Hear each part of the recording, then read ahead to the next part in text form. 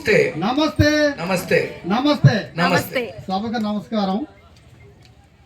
12/7/2023 సంవత్సరం మా జిలకరగూడ Lions club వారు కొత్త టీంని ఏర్పాటు చేసుకోవడం జరిగినది.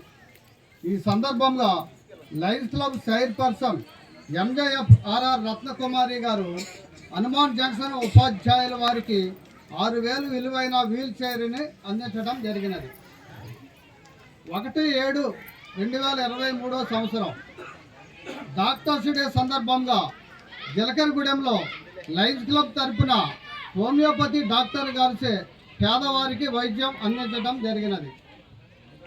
2/7/2023 సంవత్సరం జడ్బిహెచ్ స్కూల్లో జిలకరగూడెంలో 6 నుండి 10వ తరగతి విద్యార్థులకు నిర్వహించిన ఎస్ఐ మరియు లొకేషన్లో పాల్గొన్న వారికి ఫస్ట్, సెకండ్, థర్డ్ వచ్చిన వారికి ఉత్సాహపరుస్తూ ఆర్ఆర్ రత్నకుమారి గారి సౌజన్యంతో ప్రైజులు ఇవ్వటం జరిగినది. 20/7/2023 పిఎంజేఎఫ్ యరమరాజు గారి పుట్టినరోజు సందర్భంగా ఎలిమెంటరీ స్కూల్కు బుక్స్, పెన్స్, బాక్సులు, ఫండ్స్, పెన్లు రత్నకుమారి గారి సౌజన్యంతో ఇవ్వటం జరిగినది. 8/8/2023 Anjali institute of mental challenger Shelton స్కూల్లో వికలాంగులు నివాస గృహమునకు ఆర్ఆర్ రత్నకుమారి గారి ఆర్థిక సహాయంతో 50,000 రూపాయలు విలువ గల ఫ్రిడ్జ్, వంట పాత్రలు, ఆహార పదార్థములు, మామిడి మొక్కలు, కొబ్బరి మొక్కలు వికలాంగుల నివాస గృహమునకు ఇవ్వటం జరిగినది. 15/8/2023 77వ స్వతంత్ర దినోత్సవ సందర్భంగా జడ్బిహెచ్ స్కూల్కి సుమారు 15,000 రూపాయలు విలువ గల పుస్తకములు, మామిడి మొక్కలు, కొబ్బరి మొక్కలు రంగరాజు గారి సౌజన్యంలో స్కూల్ లైబ్రరీకి ఇవ్వటం జరిగింది.